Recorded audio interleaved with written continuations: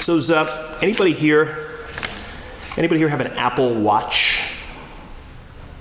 Anybody? Yeah, a couple of people. An Apple Watch. They're kind of unbelievable, aren't they? I don't have one, but I was kind of learning a little bit about them. It's a watch, but like that's the least that it does is tell time. Like you don't get an Apple Watch to check the time. It's like it's crazy. It's like having a laptop on your wrist almost, but like it's the size of a watch. It's like an iPod. It's like an iPhone.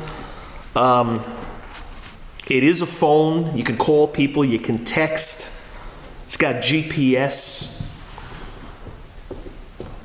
It can monitor your heart rate, your blood oxygen level. It lets you know if you have an irregular heartbeat. Something crazy. This one, I don't even know how this works, but if you fall, if you have like a really bad fall, you hit the ground, and then there's no movement, somehow it's aware of that, and it waits for a while, and if there's no movement after this fall, then emergency services are alerted. So it's just incredible. Anyway, I'm talking about it because I saw this commercial not too long ago for the Apple Watch. It was an online commercial, so it was more like 4 or 5 minutes long, and it was pretty cool. It had these, I think, 4 people who were profiled who basically said that their lives were saved because they had an Apple Watch, and then they very quickly kind of told the story. One guy was in the water. He was a kite surfer. He was in I think the Gulf of Mexico, and anyway, he's out there doing the kite surfing thing, and then the weather got real bad real fast, and he got pulled further out, and there was nobody around, and it was becoming like he could not get back on his own. And even he remembered he had this Apple Watch, so he made a call, GPS stuff kicked in, and he was rescued. So the guy was a teenage kid who was asking his parents for one for Christmas. He was an athlete, and he wanted to use it for working out. And they were like, the father was funny. He was like, the thing was like a couple of $100. Like, does he really need this phone? But they got it for him, or this watch. And then one day, the kid is in his room, comes walking out to the dad, and he says, "Dad, this thing is beeping." And it's telling him that his heart rate, the kid's heart rate, is seriously elevated. And so they took him to the doctor, and then the doctor said, "Get him to the ER." And they're saying, had they not gotten to this, if they had waited much longer, this kid might have died. And he had no idea. The kid didn't know his heart was racing. Anyway, just a couple of other stories. Car accident. Person, had no way of contacting. The phone was on the floor of the car. The car was crushed, and she remembered she's got this thing on her wrist. So anyway, it was just very well done, this commercial, very compelling stories. At one point, the dad, that was probably the best one, because he's talking, and then the kid is sort of in the background, and he's just kind of listening to him tell this story. And then the dad kind of looks over at him, and he says, I couldn't imagine life without him. And then he pauses, and he starts to get choked up, the dad does, and the kid kind of just rolls his eyes like, come on, Dad. And then the dad goes, man, thank God for Steve Jobs. Thank God for, because he's kind of responsible for it all. Kind of the irony there was Steve Jobs never even saw the Apple Watch. He died 5 or 6 years before it even came out. But, he's kind of responsible for it all. No Steve Jobs. Kind of ultimately, no Apple Watch. He paved the way. Now I'd like to just tell you a little bit about this person that I heard about who's kind of connected to all of this in a strange way. This woman, her name was Joanne Scheibel. In the 1950s, I think it was 1954, she was in college in the Midwest, University of Wisconsin. I think she was a sophomore. She's dating this guy who was from Syria. And her father, this woman's father, was like not okay with that at all. The guy was kind of a tyrant, her father. And he wanted her to have nothing to do with this guy. Anyway, she finds out she's pregnant. So now this is like she's scared to death about going home, and she didn't even want them dating. Now she's pregnant. She kind of knows she can't go home, sadly, and so she goes to San Francisco, and she has the baby. And the plan was I'll have the baby, and then I'll just put the baby up for adoption. And she does. Somehow she connects with this couple, California couple. Their name was Paula and Clara Jobs. She had a baby boy. These adopted parents named him Stephen Jobs. Steve Jobs. I mean, think about it. Like, imagine how life would have been different for lots of people in that set of circumstances. And life would have been different for that kite surfer, wouldn't it? If there's no Steve Jobs, I guess there's no Apple Watch. That commercial, the father of the teenager, he goes, "Thank God for Steve Jobs." Well, that's true, but man, thank God for Steve Jobs' birth mother, right? Thank God she made the decision that she did. Thank God she protected her baby. The baby that she never knew. You know, isn't it kind of like, it's like the George Bailey principle. It's a Wonderful Life. It's like the difference one life can make and how it just exponentially impacts crazy numbers of people. I think there's also a commentary on like the courage that's sometimes needed to protect those lives, whoever they might be. You know, I think in a way it's what this gospel is talking about, this parable that Jesus speaks. This vineyard, he describes this vineyard. Well, we're the vineyard. This guy owns the vineyard. Well, the guy who owns the vineyard is God.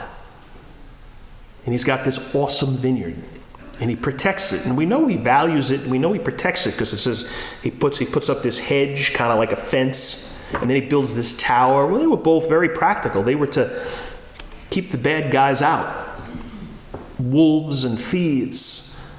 If you had somebody work in the tower, when somebody tried to come in and steal the grapes, they'd be stopped before they got there. And the hedge would slow them down as well. Because what's in the vineyard is precious. Because it comes from God. So it just totally has to be honored and protected. You know, that kid, when you were in high school, go back to high school for a minute. Man, you guys are in high school up front here, but go back to high school. I don't care how old you are. I'll bet you'll remember that kid who just wasn't protected. That kid who was disrespected endlessly. Probably a kid who was kind of different. Because of the fact that he was different, you know, he became the target. And then you witnessed like atrocious cruelty. Just like meanness on the parts of kids. And I'm absolutely thinking of the one I knew. And I remember more than anything, the worst used to happen on our school bus.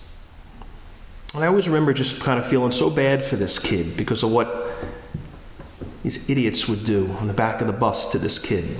Just humiliate him. And I remember I just look out the window. Like, you didn't even want to see it. You didn't want to look at it. I just kind of looked the other way. Well, you can't look the other way. You know, part of what confirmation says, I think, is this. There's no looking the other way. Like, Christians shouldn't look out the window when stuff is going on in the bus that's unacceptable. Because that kid is part of the vineyard, as much as Steve Jobs was to his birth mother. Remember the movie? Maybe you saw it, or maybe you read the book, American Sniper. It's about Chris Kyle, right? Chris Kyle? Yeah, he was a Navy SEAL. It's kind of his story. Clint Eastwood directed the movie, but there's kind of a cool scene in the movie. He's having a flashback to when he was a kid. So we kind of get to, we're watching the movie. We have this image of him as a kid with his brother and his mother and his dad. They're sitting at the kitchen table. And the father says to him, he's talking to the two boys. And he says, there's three kinds of people in the world. There are sheep. And sheep are they're weak. And they're scared. And they're innocent. They don't have a lot of confidence. They're scared. So you got the sheep, and then he says, we've also got wolves. And well, you know what wolves do? They go after the sheep. They know where the sheep are vulnerable, and that's what they go after. And then he goes, and the third kind of person are sheepdogs. He says, sheepdogs, they stop the wolves. They get in between the wolves and the sheep. And his father says to his two boys, well, number one, God help you if I ever find out that you're a wolf. But not only you better not be a wolf, it was like you need to be a sheepdog. You need to protect the sheep because the sheep are part of the vineyard. The sheep matter too. So you got to go to bat for the sheep that you encounter. Oh, and maybe, you know what, that was the scene in the movie. I'd actually add a fourth person. You got the sheep, you got the wolves, you got the sheepdog, and then you get the person who sits on the bus and looks out the window and allows the wolves to crush the sheep. The people who do nothing. Well, I think confirmation says this. I think our faith says this. I think Jesus said this in today's gospel. You can't let people trash the vineyard. Because everybody who's in the vineyard is sacred and deserves respect and dignity. I remember reading this. Somebody sent me this story. It was written by a poet. But he's telling, it's not a poem, he's telling the story about, he was born in Russia. He talks about during World War II, and he talked about the experience of that. But then there's one particular memory he had. I guess this was after Hitler failed. He tried to invade the Soviet Union, but it failed. But the Russian people paid a huge price, a lot of bloodshed.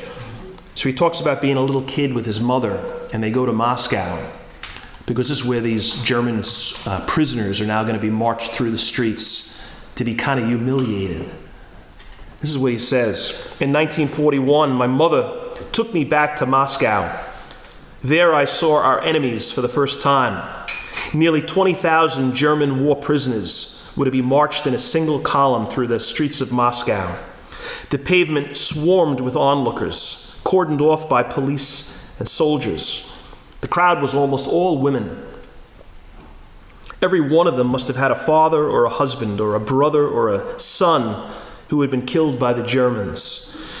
They gazed with hatred in the direction in which the prisoners were about to pass by. They were clenching their fists.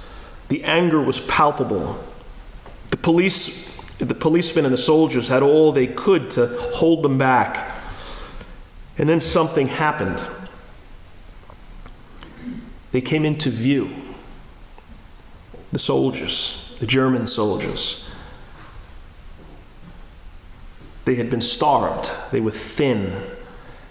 They were wearing dirty, blood-stained bandages. They were unshaved, hobbling on crutches or leaning on the soldiers of their comrades.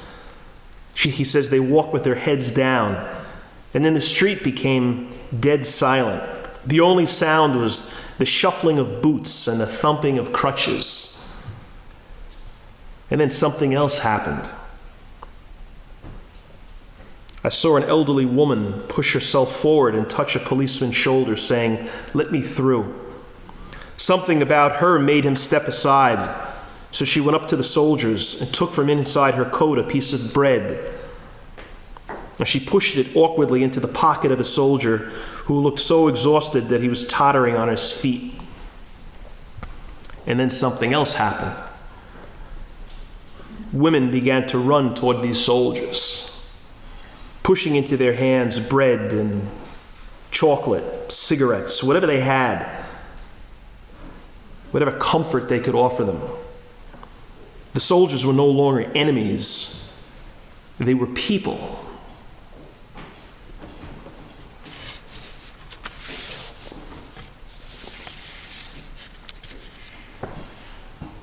Hey guys, we need you four up front here. We need everybody, but you four today. You can't look out the window when you see somebody who's being hurt, somebody who's vulnerable, being taken advantage of. You know, something happened to the apostles at Pentecost. They stopped being scared, or at least they stopped giving in to fear. Maybe they continued to be scared. We're all scared. But they stopped running. And they started to protect the vineyard. Well, we need you guys to be courageous and bold and caring. We need you to be on that school bus and not look out the window. We need you to be like Steve Jobs' mom, or that old Russian woman who pushed her way through the crowd with the piece of bread. We need you to protect the vineyard.